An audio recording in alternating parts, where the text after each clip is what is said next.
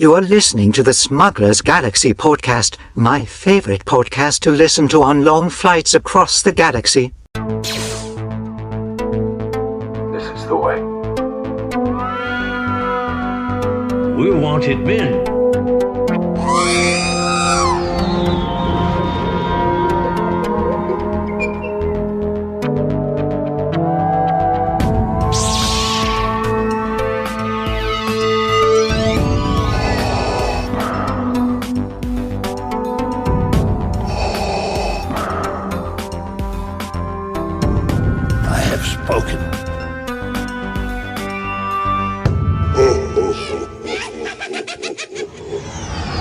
Welcome to episode 185 of the Smugglers Galaxy Podcast, your favorite Star Wars podcast for smugglers in the galaxy. This is episode 185. I'm Glenn. Jason's there. And we're recording. We don't know what we're going to talk about. Probably be Bad Batch. And Toylana's next week, so we may talk about that too. But Jason, how you doing? I'm well. How are you? I'm good. This episode of the Smugglers Galaxy Podcast is brought to you by Cerveza Cristal. I was thinking about that more this week. Sorry. Yeah. And how much that edit of Star Wars makes Obi-Wan Kenobi seem like an alcoholic. Well, that's his job. Yeah, he was racing to give Luke that first bottle of alcohol that he just had conveniently in a chest with a bunch of ice on it. And in the Falcon, you know, that scene where Luke is with the training ball and he's got the shield down and everything, and they show that Obi-Wan's got it under his sleeve, and it's like Smeagol from Lord of the Rings and holding the ring. It's his precious, and Obi-Wan Kenobi's going underneath his robe to make sure it's there. It's my precious. So it's just, I don't know why I've been, I know why I've been thinking about it. I've been trying to find Cerveza Cristal for Rogue Fun. Yeah. Anything, any luck? If I lived in Miami, and if I had a brother that lived in Miami, and if I was going to meet up with my brother sometime in April, there might be some luck. There might be. Awesome. But yeah, fingers crossed that we get that piss water for Rogue Fun. Dude, all beer, like not all beer, but you'll be surprised how many beers are just piss water because they're just nasty. A lot of them, Yeah. A lot of the American beers are really bad. Yeah, I don't drink beer. I just like that sweet apple stuff. You want me to go on about apples again? No, it's fine. Okay. You know, unless I think we're good. Okay.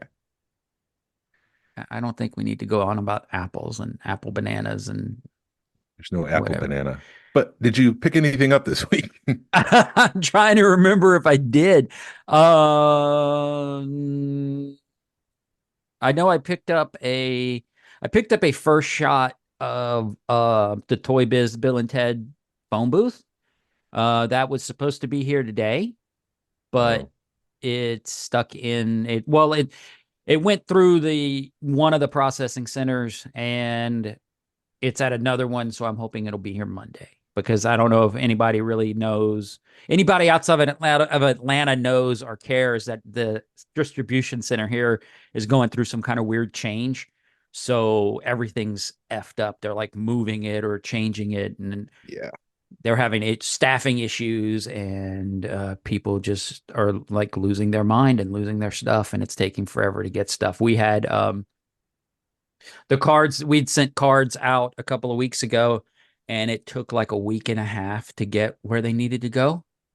Yeah. I mean, we just got where my wife sent them out 2 Mondays ago, and they just got where they were going yesterday or Thursday. So a week and a half to.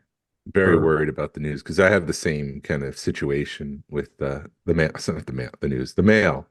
Mhm. And so I went down the whole. Can you hear me? Is this coming through here? I can hear you. I just want to make sure that, my taxes that arrive, my taxes were sent to me weeks ago, and there's something I got to do to send it in, and it's just, there's a whole conspiracy about the mail now. And so I was just trying to research like what's going on with the mail, and then you click on this and you click on that. And none of it's true. But No, okay. So there's not an alien race trying to take over our mail in Atlanta? I mean, who's to say about that one? So that phone booth, is that a modern phone booth or is that a vintage Kenner phone booth? It is a modern phone booth. It's from Toy Biz. So Toy Biz Toy Biz. just, yeah, they redid the line, or they within the last couple of years. And there's a guy on eBay that's selling a bunch of prototypes. And as soon as I bought the phone booth, then he lists resin Bill and Ted's on there. And I'm like, I look at my wife and she's like, no, you already bought the phone booth. You can't spend more money. Because what happened was, I actually took your advice and I said, F it. And I put in a $200 bid on it and he accepted it. And before I got any notifications, my credit card was charged. And I hear my wife yell at me from the living room, what did you buy on eBay? And I went, oh, I guess he accepted the offer. Oh, damn. So, um, so yeah, those Sigma pieces are probably going to Rogue Fun, so I can make some money. That's why those were added to the room sale post. But I mean, I'm also thinking it's like those things are going. Like we always said, when the money's right or when the time is right, you should probably move stuff. So, anyway, and I think that's all I picked up. I did hear back from Jazzwares on the Correct. crack in the Jedi or whatever, the shuttle, Imperial shuttle. They sent me a bunch of options that I already had. As far as, replacing ships, I think they said, well, you can have a LAT, you can have this. We don't have the Imperial shuttle, but here's a bunch of stuff. And I'm like, I've got all those. So they ended up giving me a $30 credit to their website, and I haven't found anything I want yet. I thought about maybe ordering the N1 Starfighter from them, and maybe something else. But then I emailed her later and I'm like, hey, do you guys have, just out of, for grins and giggles, do you have a Sabine Starfighter or a Sabine TIE Fighter? And she just sent me back like this lackluster, like, we already sent you everything we had and we don't have, we blah, blah, blah. And I'm like, it's just a question, lady. If you've got one, that'd be great. But, customer service was good, but firm at Jazzwares. You're not the first person to ask that question, I'm sure. I'm sure I'm not. So it's a very frustrating experience trying to track this stuff down. And then I get even more frustrated when I see like someone pick up 2 of the 5,000, holographic X-Wings. Those have been popping up on the West Coast. Yeah. And they'll get 3 of the Shadow V-Wing, and I'm just like extremely frustrated that there's nothing here. And then you've got these people finding 2, which they're able to flip for a couple $100. Right. Well, it's also, like you keep saying, vote with your wallet, and it's the people that are buying the stuff that are setting the market. And if people would just be like, I'm not going to spend the $200 on a $5 on a $15 ship, then it would be okay. Mm-hmm. But because you got people paying that money, scalpers are going to buy them. And Scalper's going to scalp. Scalper's going to scalp. And, that would help out with that. But, yes, it is annoying. I did. Yeah. Cause we're a member of the Galaxy Squadron Facebook group. And yeah, you do see people they're posting pictures and there's 3 of the rares sitting there. And I'm like, the thing that annoys me is like, that should have been Sabine's TIE Fighter. If we would have had that in America, if that would have hit the US shelves, or something happened with that ship, and they should have been, that it could have very easily been posted, because the rares, they're not that hard to find if you look. Well, I've been looking and I can't find a single rare, so right. I'm frustrated. With this run, it's been hard. With the and I think it's because we just haven't really seen them, or if we do see them, scalpers have already got them. Yeah. I'm very lucky that I've got friends who've been able to help me out, because I think I've only found 2 of those chase/rare vehicles. Uh-huh. And so, yeah. But Yeah. you pick anything else up? I did pick up. I just remember this. shoot, Hot Wheels does the little mini ships, Oh, and right. they did a Ghost, and I found that, and I was pretty excited about that one.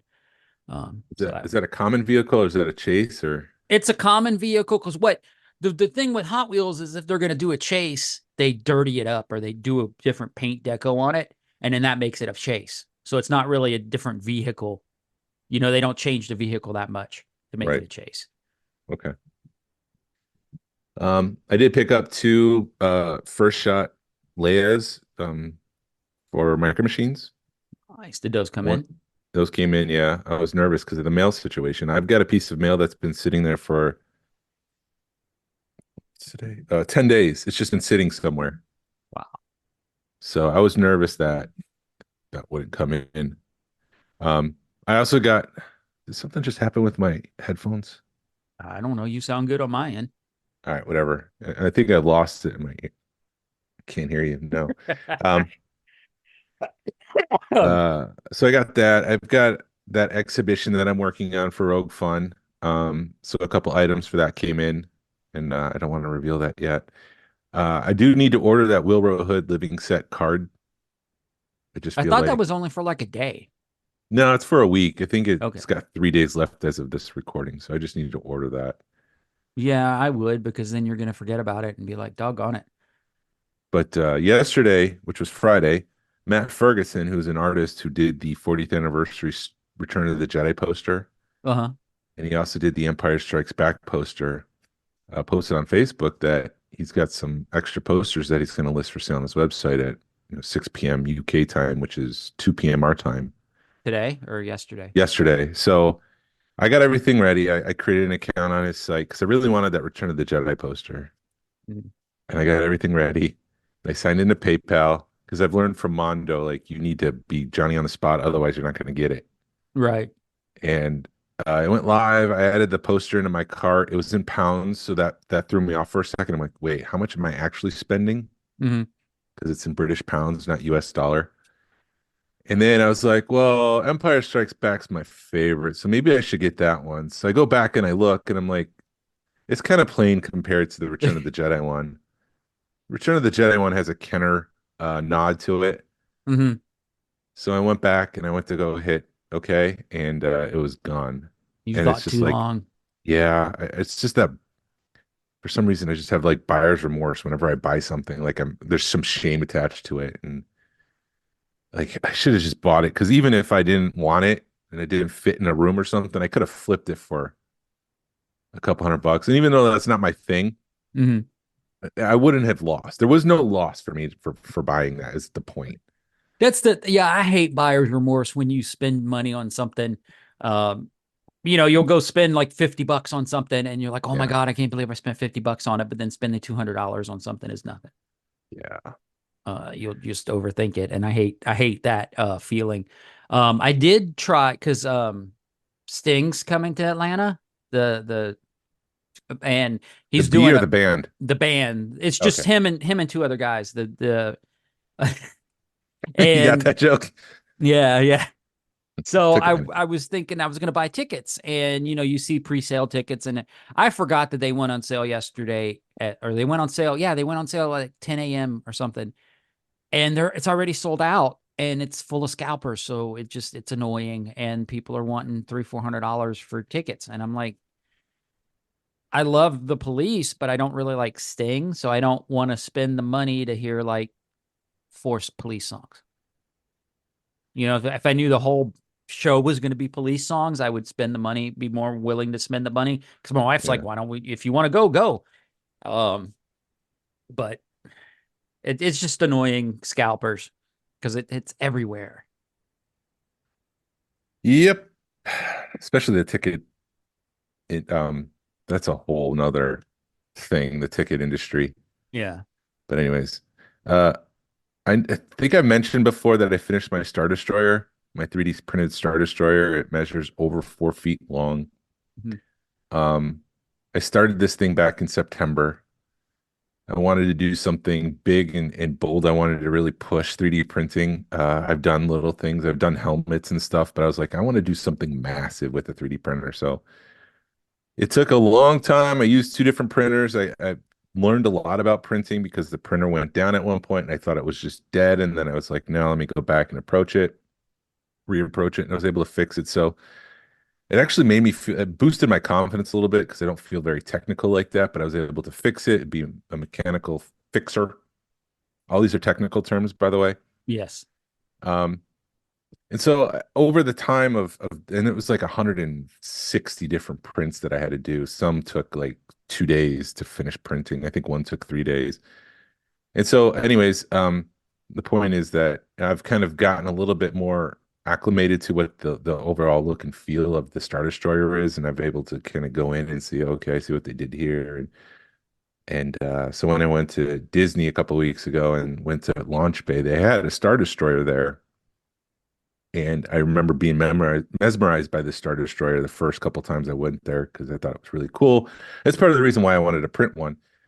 And now that I've gone back and now that I've seen this model and gotten to know it a lot better, I'm like, oh, this is a Star Destroyer purchased on Wish. And it's all handmade. It's all, more than I could do. But I could see that they did enough it's like broad strokes. There's just enough to give the impression of a Star Destroyer. But when you get close and I start comparing it to mine, it's like, oh, that's they cut some Disney was being cheap and was like, don't give us the $50,000 one, give us the $20,000 one. Is it a model or because it's in Launch Bay, right?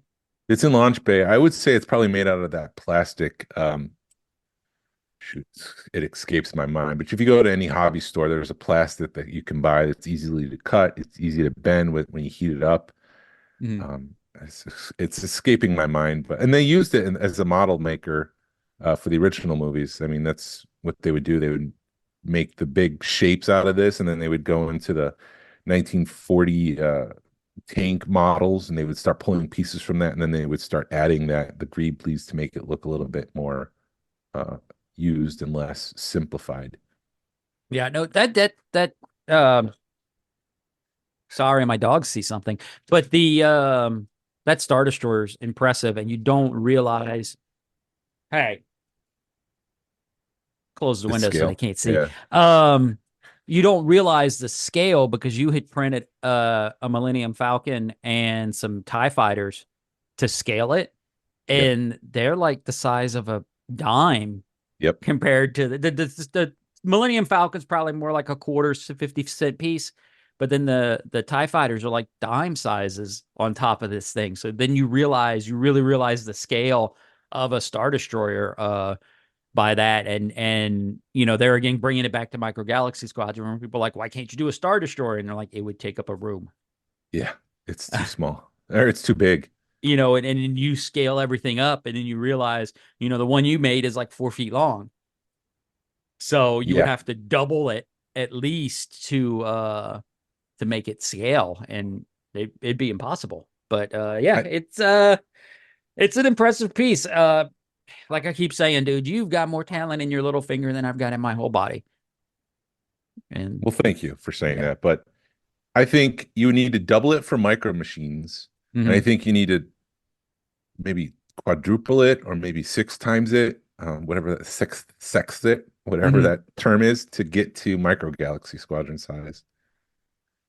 So yeah, that's even bigger. I don't got time for that. My printer's going to die before I get to finishing that one. And you don't have the room. Shannon would be mad. Yeah. She'd be like, I want my garage. All right. I do have some news. Oh, is there news? There's they've released some stuff this week. Yeah, we should have put this on the bingo card. Patty Jenkins sat down with host Ben Mankiewicz on the TCM Max podcast, Talking Pictures, and she said that her Rogue Squadron movie is back on. She said she signed a new deal with Lucasfilm. So she says, so when I left Star Wars to do Wonder Woman 3, I thought maybe I'll come back to Star Wars after Wonder Woman 3. So we did a deal for that to happen, started the deal, but I thought I was doing Wonder Woman. When that went away, Lucasfilm and I were like, oh, we got to finish this deal. We finished the deal right as the strike was happening. So now I owe a draft of Star Wars, and so we'll see what happens there, who knows? And so we'll see what happens. It's hard. They have a hard job in front of them. of what's the first movie they're going to do. They have other directors who have been working, but I am now, I'm back on doing Rogue Squadron, and we'll see what happens. Um, I I'm excited for it. I mean, to have a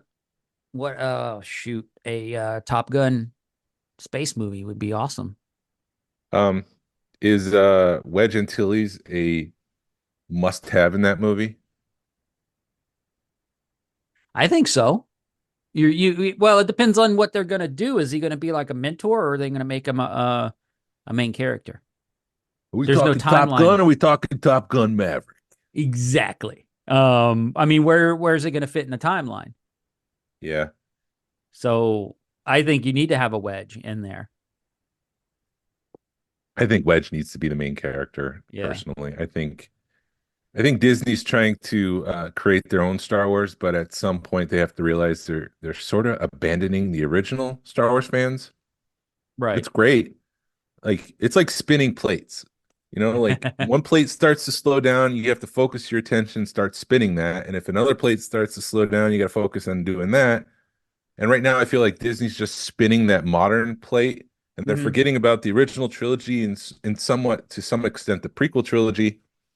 And all of those people are just watching their plate shatter. So I think Lucasfilm needs to give the original trilogy people something more than just Rogue One. Gotcha. No, I agree. I also found out this week that Brendan Wayne does most of the non-acting for The Mandalorian. He does like the walk and the acting. He doesn't do the action stunt pieces. He's Mhm. John Wayne's grandson. You didn't know that? I didn't know that, That's but like 1920 or what? No, that's like 2022, man. I Where guess it you been? escaped me. I've been focused on printing Star Destroyers. I don't know. Printing According to Star Destroyers and getting ready for Rogue Fun. I've been too busy trying to find chases and rares to focus on who's playing the Mandalorian. Excuse me. Thank you very much. No, I'm just getting back to chasing stuff Here we for go the, again. huh? Here we No, go again. I'm just getting to the point where I'm passing Walmarts and not even stopping anymore. Yeah. It was at the point where if I passed a Walmart, I'd stop or a Target, but I'm just not. I've lost interest for a couple of days. We'll see what happens next week. So there's some interesting succession-like stuff happening at the Disney company right now. Yeah. There's a couple activist investors who are trying to get seats on the board. And it all goes back to the fact that some guy was fired at Marvel and he's bitter that he got fired at Marvel because, Kevin Feige wanted uh more he wanted the ability to do whatever the hell he wanted, and this guy was like, "No, you can't do characters based on race. You can't do Black Panther. That'll never be successful." And so when Black Panther came out and it was successful, that this guy was kind of let go, and so he's been bitter. He's coming at Disney, trying to take over Disney, and it that hasn't really worked out for him all that much because this is like the third time they've tried to go for a board seat. Uh-huh. Anyways, I say all that to set this up. So Disney is released with the SEC a filing to show their profits and stuff to kind of show stake shareholders, hey, we're great, we're successful, so we're doing a great job, and there's no reason to get an activist shareholder on the board. That's the background behind this.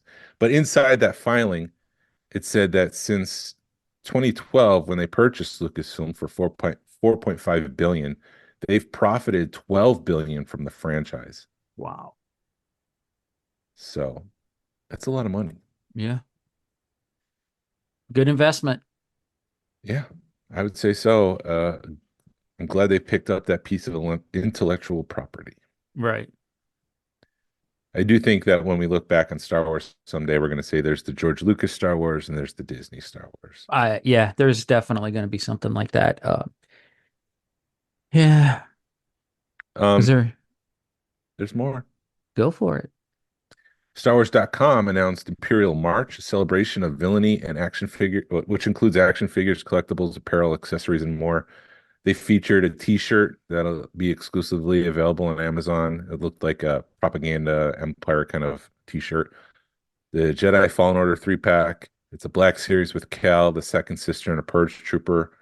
pretty much all repacked except Cal's got a different body, I think. The Phantom Menace N1 Starfighter, which is a Micro Galaxy Squadron vehicle, which is exclusively available through Target. Oxford pennants. So these are like fabric fleece pennants. They look like a vintage 1900s turn of the century college pennant.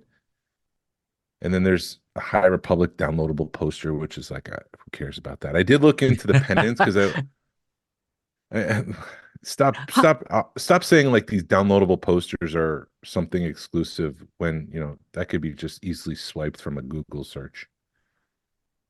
Right. Anyways, I did look at the pennants, and some of these are like 80 to $225 depending on which one you order. For a pen? Pennant, like the pennant. Flags. Oh, like, Jesus. Like the triangular flag. Some of them are like hanging from a post. They are customizable, but I mean, I think it would be cheaper to hire someone off of Etsy to make these. Right. Sorry. No, Disney does like to get your money. Yeah. But they did announce a new Darth Vader, which will be VC 334. It's the Vintage Collection. This is all for Vintage Collection. It's a Darth Vader, but it's basically just a repack of a previous Vader, and they did pitch that the attractive thing about this one is they've moved the warning label from the Hildebrandt, Luke and Leia in the top corner down to the bottom of the racetrack. So I don't know. The Stormtrooper is a straight repack. It's already been released. It's got the same VC number. And then they also announced Captain Enoch in the Van Halen Stormtrooper pack. It's a 4-pack. A lot of people are upset that they've packaged a Captain Enoch figure, which is a speaking character. It's not a troop builder. If you were to buy multiple packs of these troop builders, you're going to have multiple Captain Enochs, which just doesn't really help you. So going forward, they did say that they're not going to be packing main characters or talking characters in these builder troops. It's only going to be the troops themselves. Yeah, I agree. I could see that. I didn't see it that weird. I mean, you're kind of like, huh, when, or at least I was. That doesn't. But it was weird that they put Enoch with that. But I didn't think about it when people are troop building. So yeah, there you go. You're gonna have like 4 or 5 Enochs if you troop build. Yeah. Maybe it was a way just to get it out there. It's either that or it was a way to make sure that people bought this. Yeah. Because a lot of them has been going on clearance. So I think they're trying to find a way to entice people to buy it in the first place. Well, maybe they need to figure out a new pricing strategy. Maybe. I mean, because seriously, that's the one thing you were griping about a couple of weeks ago was you're still paying $15 a figure for a figure without a card back. Mm-hmm. So maybe they need to mark them back down to $10 a figure. I think so. And people will buy them. I mean, that's the one thing I think Hasbro has figured out that it's been our own damnation too as collectors is we've gotten to the point where we just wait for stuff to go on clearance. And if you wait long enough and are patient enough, it'll go on clearance because Target's marking like I've seen the Sabine, all the deluxe figures that are out right now. If you look hard enough, you can find them for half off, basically. Yes. And I've been tempted to buy them, but I'm like, do I need it? No. Hey, the Sabine's a good looking figure. It wasn't worth the $29. As a Sabine fan, it was worth the money to me, but I think you're at that point now at that $16. It's worth the $16. But you don't open it, so why bother? And it's a different style packaging. So yeah, I think they're trying to come up with interesting ways to package stuff to make people buy it. So it's a double-edged sword. We can blame ourselves or we can blame Hasbro, but it is what it is. Or Hasbro. Chad Admiral Thrawn on Instagram has posted a bunch of screen grabs from Target's internal systems. It shows off a bunch of unannounced Micro Galaxy Squadron vehicles, which include the Sith Infiltrator, which would go into the Episode 1 collection that Target has. an AT-TE, a V-19 Torrent, Darth Maul's Night Brother vehicle. I forgot to look this up. As their Angel vehicle. I'm not even sure what that is. Hmm. And an AT-DP vehicle. So that's 6 new vehicles that are in Target system, and we'll be seeing those at some point. I'm really surprised Target is doing exclusives on those or still carrying them because they're, like I said, they're on clearance. Yeah, Or and they're it's not tough to find. yeah. The bigger I think pieces are really easy to find. yeah. I think I forgot what I thought. No, I think it's interesting that Micro Galaxy Squadron are doing exclusives, but it seems like with the exception of the holographic stuff, there hasn't been much Target exclusive in terms of Hasbro and Star Wars, Right. which is maybe that's telling, maybe it's nothing, maybe Hasbro's just or decided not to partner with them because they raised prices and they got a black eye. I don't know. But I did want to say, they keep making these Cal Kestis figures. They keep making the Starkiller figures. I would love to see Dash Rendar. And I think this goes back to what I was saying with the spinning of the plates. There's just so much for like, why does Starkiller keep getting figures? That's a 15, 20-year-old game Mm. that not a lot of people play. I understand Cal because he's in the middle of a franchise. He's got one more game coming at least. But what about the older stuff? I'd love to see a Dash Rendar figure. I'm reading The Secrets of the Star Wars Shadows of the Empire, which goes into the full history and creation of Shadows of the Empire. Mm-hmm. And it's fascinating how I don't think anything's been done like this before, where they decided to take a couple years. It took 2 years to produce all this, Mm-hmm. to have a whole team of uh, game designers, comic book artists, writers to come together and really collaborate because they're telling different pieces of the story. Right. So the author is writing his version of the book, but he leaves out Boba Fett. So that's an area that the comic book writer can tackle. So he starts writing the story about Boba Fett, but he needs to talk to the author to make sure that anything he's doing is not contradicting that. Meanwhile, the video game artists are making video games, and they're making a video game based on this whole story. So anything they do needs to make sure it's in line with the comic books.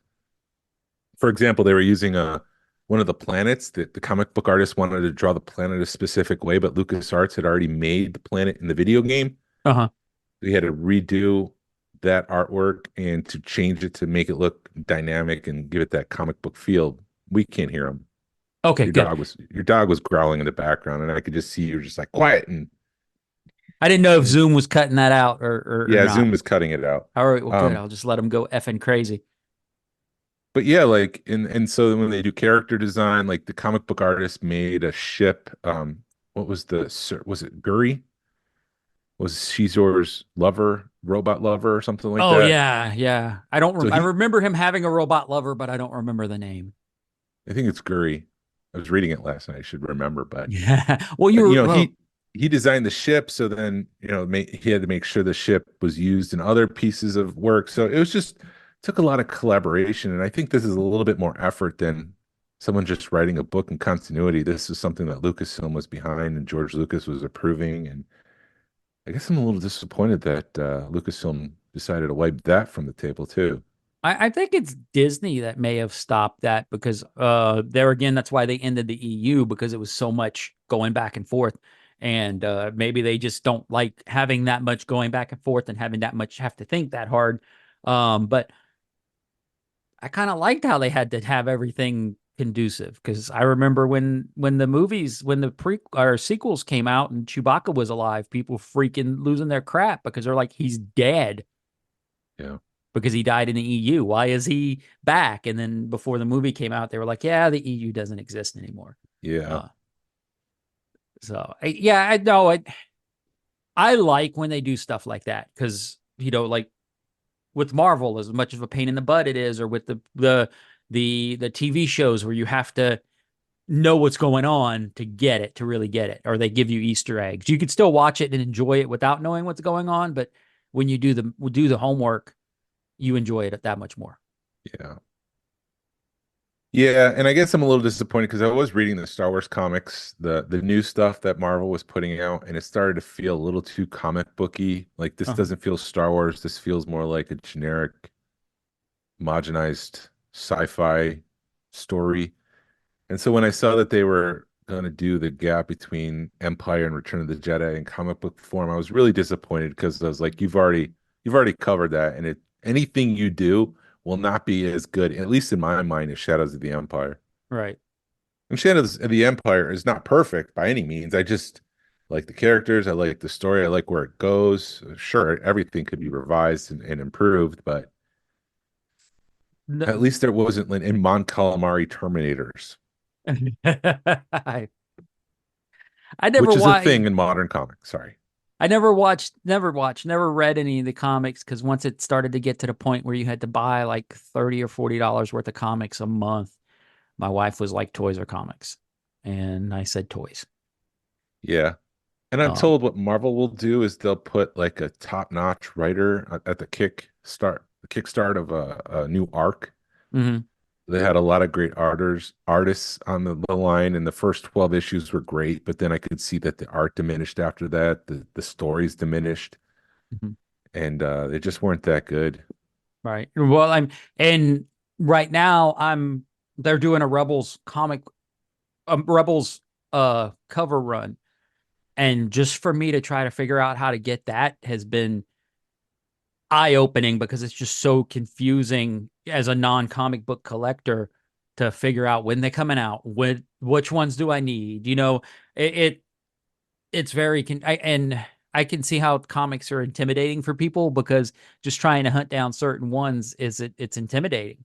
And then you Hmm. go to some of these comic book shops and they're very helpful, but they're like, yeah, we only ordered like 3 of that cover because nobody Hmm. buys them. And I'm like, well, I want them. And yeah, comics is a totally new world for me. And I read The Walking Dead when those came out, but I'd buy the trade paperbacks to try to save a little bit of money. That way Yeah, you're buying them like every 6 months versus, yeah, and it's also annoying when like a trade paperback is 15, 20 minutes worth of reading and a comic book is a 5 minute read. It when you can burn through them that when you spend that much money on them. Now, granted, that's somebody who's not a comic book collector talking, but and there's like what I think there's 4 titles that come out a month for yeah. Star There's Wars there's quite a few. and they all interact.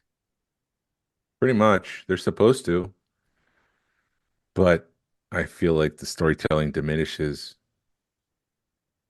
because of that. I wish they would, maybe monthly would be better because then you're focused on the story and making sure it's not just I need to do something this week, just throw a story out there. Right. And then I got disappointed to hear that Kira was becoming more and more featured in it because it sounds like she's not going to appear in, a solo 2. So we got to do something with that character. Are we even getting a solo too? No, I mean we're getting Lando something eventually, Yeah. hopefully.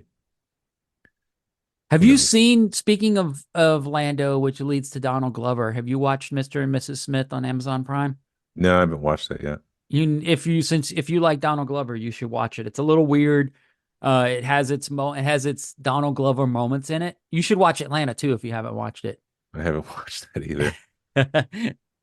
And it they both kind of end on a Donald Glover ending, where it just is like, you're thinking about it. The end of it makes you think about it.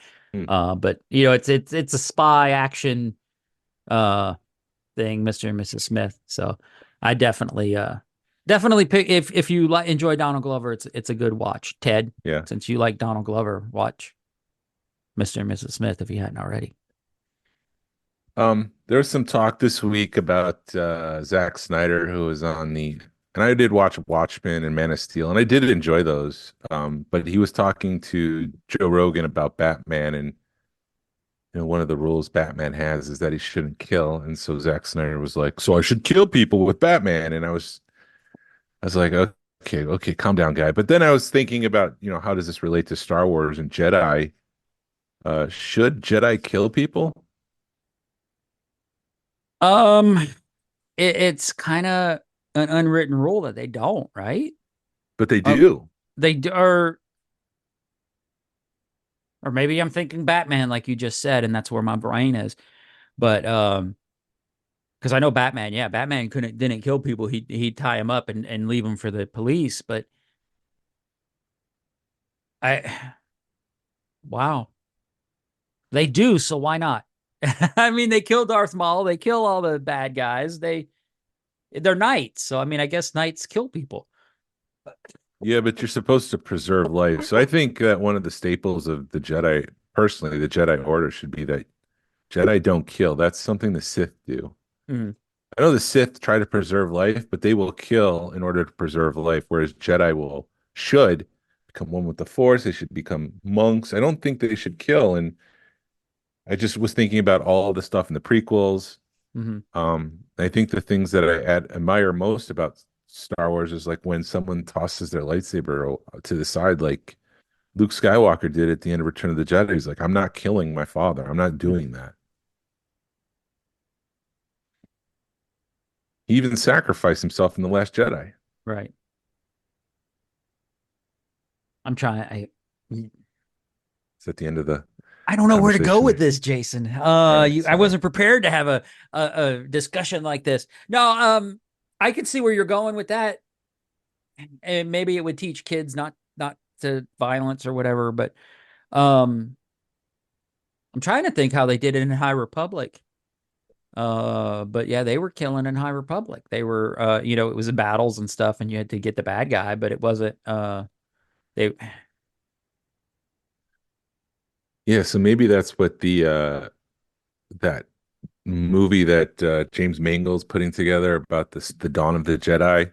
Mhm.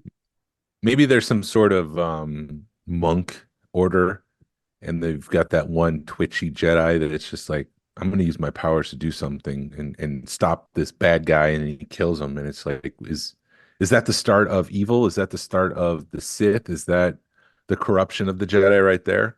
I know. Well, I'm yeah, thinking back to like the High Republic. It's not the killing, it's the using the dark side that they're so much against. Because I know in like the High Republic there was one guy that was kind of channeling the dark side and becoming angry and stuff, and then he was able to really kick butt.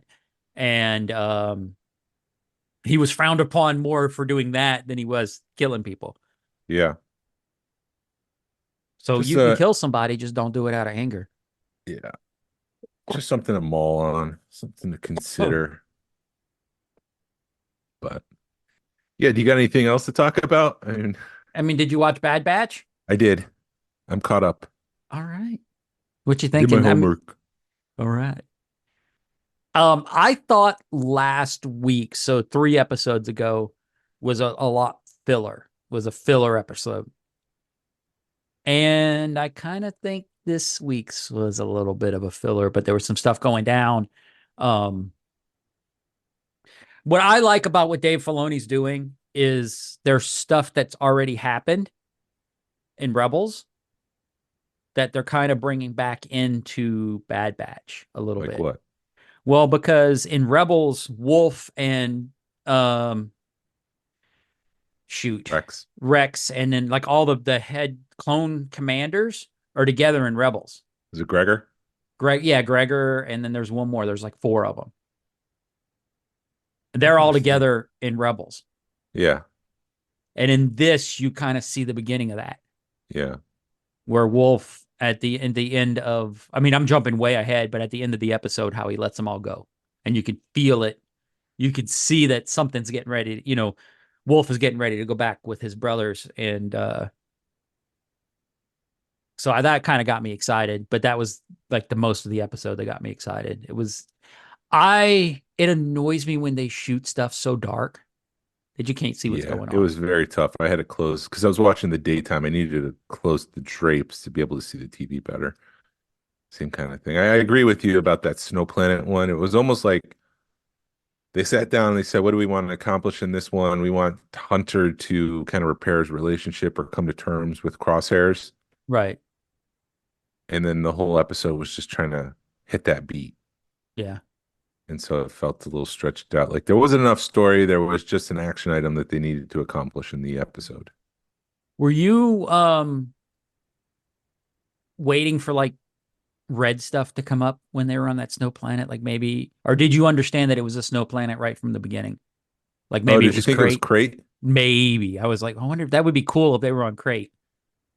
No, for some reason it read Snow Planet to me. I don't know why. Okay. I can't put my thumb on it, but I do remember when they first went there. I was like, oh, it's cold. Mm, I do wish they would stop with the secrecy. Like we're 3 seasons in. We should know what's going on with Omega, other than the M count. Is she some sort of cloned Jedi user? Like, why is this such a secret? Why can't you just tell us? Because I don't find it interesting. I find it pretty frustrating. right. I mean, it felt like this episode, they're finally like, oh, the M count. And they're like, oh, M count. And I don't think it's the fact that she's a force user. I think it's the fact that her blood can hold the metachlorians or can transfer it better. Maybe that's all it is, that her blood can hold midichlorians that no other clone can do, but still, like, just say it. Like, Right. just tell us that fact. Stop making this a whole big secret. I'm sure like Namaste is gonna die and just gonna tell her the secret. And it's like that could have been the cliffhanger in season 2. Right. Yeah, no, I agree with that. The I think they're going to drag it out to the bitter end, and then as the season as the show is ending, they'll and we'll be like, oh crap. Yeah. And Yeah, it'll I end with think like a picture of Snoke in a jar. it's Snoke in a jar, yeah. Or the Emperor.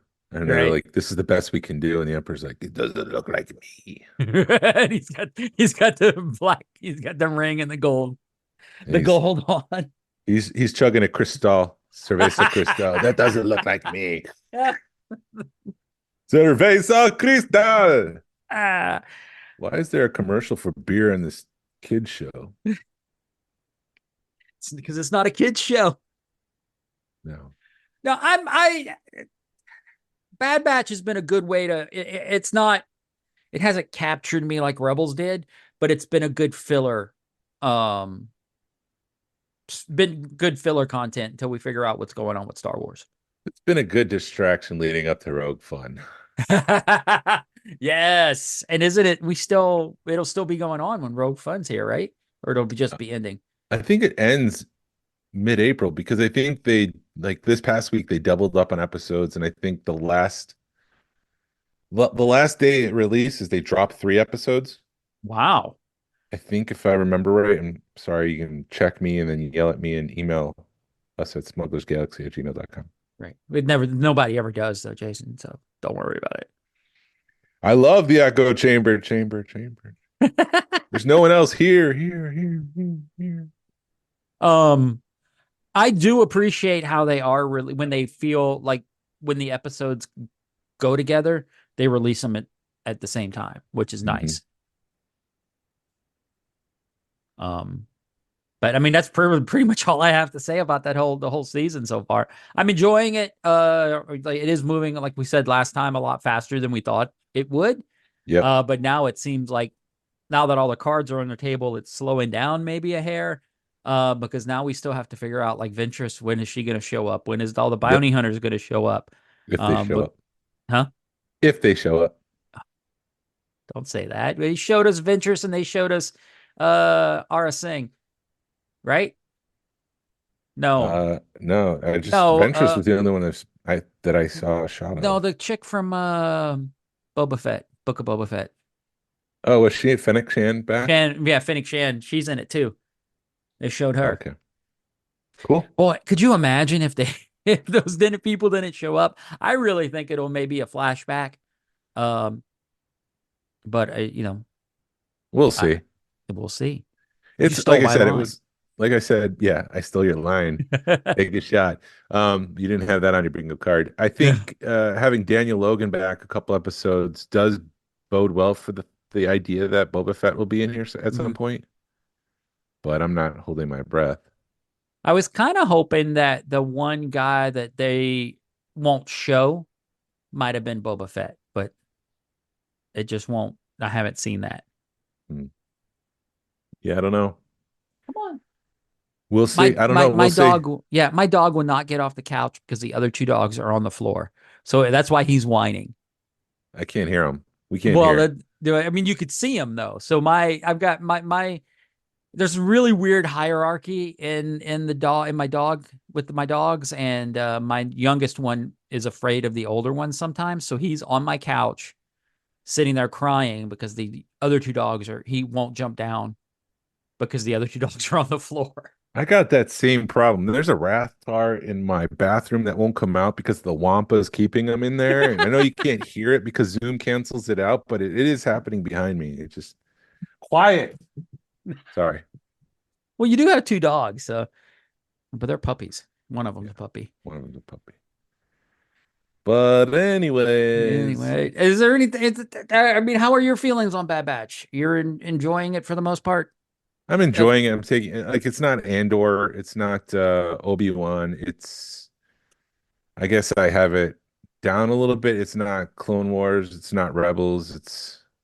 It's like filler buying my time. It's a distraction for me because a lot of my mind is focused on Rogue, like I was saying, Rogue Fun. So it's a nice distraction to turn off my brain and enjoy Star Wars. And I just wish I had a little bit more that they weren't holding stuff back. Right. And it feels like they're intentionally holding stuff back. Like they know what's going on, but they're not telling us yet. I just wish they would tell us because I think that'd make it. I think the stakes would be higher, and I think I would understand better what's going on and why it's so important to do and save Omega. Because if she dies, it's like, okay, well, there goes another clone. I know that's cruel, but I mean, that's kind of how I feel. Like I just, Yeah, we're not that's like you said. Like you made a good point, and we're not tied to I'm sure there's people that are tied to these characters and are emotionally involved, but they haven't really given us a reason to be emotionally involved with these characters yet, Mhm. Precisely like they did with Rebels. like they did with Rebels. I forgot to mention, I did pre-order the Obi-Wan and Andor 4K DVD release, disc release. It's not a DVD, it's 4K, but 4K release, I guess, on disc. Mhm. And I'm excited to get that. I can't wait to watch Andor in 4K. That's going to be phenomenal. Are you going to see if there's people hiding in the still frames? Start pausing it to find people hiding. And Obi-Wan, yes. Obi-Wan will Again, be, it'll be like, who's that weirdo right there that looks like he's at Celebration crying because Ewan McGregor walked by him? oh, I'd be honored if I was in Obi-Wan Kenobi. I know Obi-Wan Kenobi was bumpy, a rocky journey, but I do think the emotional beats were pitch perfect. Yeah. I did enjoy Leia. I don't know why people don't like Leia, but I thought that character was pitch perfect. The ending where, I love the fact that Obi-Wan Kenobi was essentially PTSD, suffering from that and suffering from loss. And he comes to terms with that. There is some overarching character development in Obi-Wan You know Kenobi. how he did that? How do you do With the that? Cerveza's Cristal. Cerveza Cristal. That's why he started drinking it, Yes. PTSD, and he went down a dark path. That was the Yes. only thing he could get access to on the planet. He was living in a cave drinking Cerveza Cristal. I didn't going back to Obi-Wan, I thought Leia was a little brat until he goes, "You remind me of somebody." And then you were just like, "Oh no, she's acting and she's playing the role perfect." Yes. Then all of a sudden everything your perspective totally changes towards the character. And yeah, when he's I really probably need to rewatch Obi-Wan because it was a good show. I keep saying that and then I'll just watch something else or you just don't think about it. I want to rewatch Ahsoka because it was such a good show and it's such a, and when you watch stuff back to back when you don't have to wait a week in between episodes, it brings a new perspective to things. Yeah.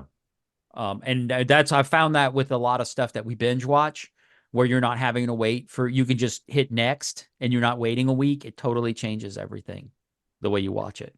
Yeah. I wonder if I should quickly make koozie cup holders, the koozies that say Cerveza Cristal in like Arabic and There you in go. universe. I don't know. Anyways, I don't know It'd be if I have time for funny. that. I mean, It'd be funny. yeah. I ain't got No, time dude, for that. you got time. Dude, just add it on, dude. I add it on to your list of crap. But no, dude, just putting the music together, because we thankfully, we were talking, having it. I mean, I'm gonna go behind the scenes on Rogue Fun real quick. We were doing a production meeting, and then they were like, "What about music?" So we got our buddy Jerry. Jerry turned that around in like 12 hours, which surprised me. I was happy that he was able to do it so fast, but that's also like what Pandora and all that stuff is good for, because you can do a channel. Is basically what he did. He picked a song and did a channel, and then boom, here's 30 songs that go with this song, and they all worked. And then I downloaded them, and I'm like, remembering how to do iTunes and remembering how to do all that stuff, it took me like twice as long as it should, because I had to figure it all back out. And I couldn't imagine what the amount of stuff that you've put on your shoulders for Rogue Fun is crazy. Because just doing the music that somebody had prepared for me to download was insane.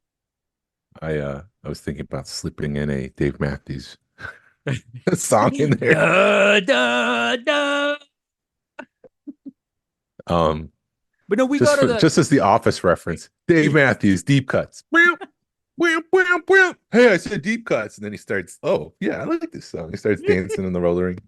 We go to there's a snowball. We go to the snowball stand on exit 8, and he's really big in the Dave Matthews. And I'll joke with Mandy that it's not a trip to the snowball stand unless you hear Dave Matthews, because it's like every fifth song's a Dave Matthews song, and we'll be like, the owner must really like Dave Matthews, and they're like, yeah, it's his favorite band, and we have to play it.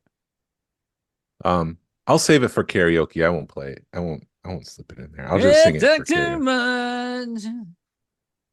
What was that? Drink too much. Oh, okay. I know where you're going. I know what you're doing now. It took me a second. All right, that's the only. What song is he going with there? Yeah. Drink too much. Dude, I love watching that band live, because like their drummer, I've watched a live video like back in the day, and the drummer's like doing this insane drum roll and just beating on time and just and then he blows bubble gum, and you're just like, it's second nature for them. Right. You're like, oh my God, how can he do that? I've seen him 3 times, and one of the times in Syracuse, I got there early, or paying attention to like they didn't have a warm up.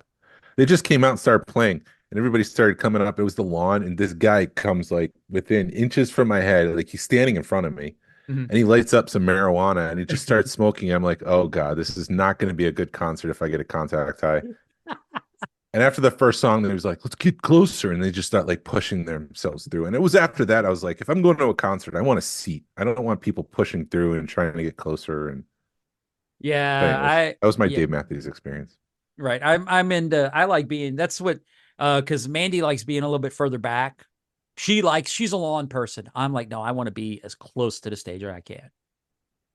So we got to find like the middle sometimes. If I can't get a pick, I'm too far away.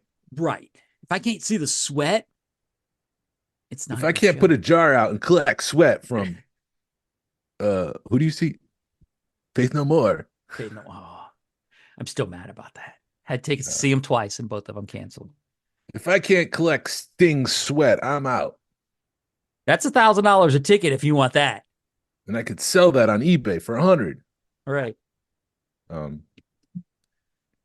Rogue Fun this week. We've announced the charity auction. So if you are paying attention to that, we're going to be posting more items in the charity auction announcement. This week we've done something kind of cool. We've done a Camtono project. In past, the club has done Darth Vader cases where we've asked artists to paint them up in different styles, and we've auctioned those off. Rancho Obi-Wan has done Stormtrooper masks, and they've asked artists to do different styles and different things with their Stormtrooper masks, and they sell that off for charity auction. So we've kind of taken a note out of that, or taken a page out of that. and we've done Camtono's mini ice cream makers, and we've asked several artists to put their own spin on it. And we're going to be doing a silent auction during it, and all the proceeds will go to Rancho Obi-Wan. I think we've got 10, if I remember right. Yeah, something 10, like that. 10 different Camtonos. I mean, we wanted a selection, but we didn't want too much where it was overwhelming. So I think 10 was the right number. But we will be posting those leading up to Rogue Fun, all the different Camtonos you can choose on, and that'll be announced on Tuesday, which is when this drops. Yes. And it's right around the corner. I mean, when this drops, we'll be closer to 6 weeks than 7. Oh, time to get excited, Jason. Yeah, I was getting excited. I was thinking about it just the other day, how we're slowly transitioning from planning to executing. Yeah. And I can visual myself, hanging out at Orion's and the official kickoff of the event and everybody gathered and having a good time. And I'm like, oh, this is going to be cool. This is going to be exciting. I can't wait. You just need that guy from Dave Matthews to come smoke a joint in front of you, and then you can chill out. Yeah, if only it was legal in Georgia.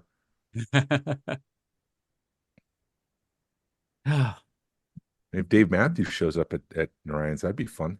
Yeah, well, then that one friend of yours that's really into Dave Matthews would have to be there, or I think she'd be upset if you didn't call her and be like, Dave Matthews is here.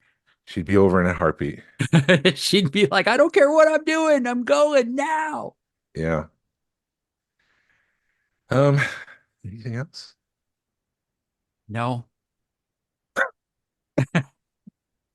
There's nothing else. I mean, dude, I'm surprised we got an hour out of this show today, truthfully. But that's because I came prepared with topics like Shadows of the Empire and do Jedi Kill. Otherwise, we'd be done 20 minutes ago. Right. But you yeah, know what else you came? Huh? What did I come? No, nothing. I was going to go to the ending, but it didn't work. Oh. You said you were going to say something. Yeah, it's kind of a slow time right now with Star Wars. With Acolyte, we'll be able to talk about that a little bit, and later in the year, we'll talk about Skeleton Crew, and next week we'll be able to talk about Toylanta, and then in a couple of weeks we'll talk about Rogue Fun. Are we going to talk live, or are we going to do a live show at Toylanta? Oh, we'll see. I don't know, because I'm doing that panel from 2 to 2:45. I'm doing the panel with the 501st. I'm not going to be doing a separate panel anymore, so I don't know. The show will close an hour after that, so we'll see. Maybe we'll figure something out. I'll have my recorder with me just in case we get a wild hair and want to record live. But next week's Toylanta, so come find us. It's in what? It's in what? Peachtree Corners, Georgia, or something. That's not Sandy Springs, right? No, it's not Sandy Springs. It's like 141 area. That area kind of confuses me because it's like if you move a mile, you're now in Dunwoody. You're not in Sandy Springs anymore. And if you move a mile again, you're in a different place. And yeah, it's sort of like the trifecta, because you do have a lot of stuff coming in there. I think officially it's like Peachtree Corners, but it's also Norcross. Yeah. So it's a good show. I'm hoping it's a good time. We'll see. I know there's some stuff going on in the background that I don't want to get into on the podcast, but we'll see how good of a show it is this year. I'm hoping it'll be a good one. Somewhere in this galaxy, Obi-Wan Kenobi is drinking Cerveza Cristal, listening to Dave Matthews. I drink too much. And that is the conclusion of this episode of the Smugglers Galaxy logo. Oh my God. I messed up. It was so smooth, and then I messed it up. Well, thank you for listening to our podcast. If you could, please leave a like and a 5-star review of the show anywhere you listen to podcasts. Really helps us out and points people to our show. You can follow us on social media. You can find us on Facebook, Instagram, and YouTube. Send us an email or message us. We love feedback. We'd love to make you part of our show.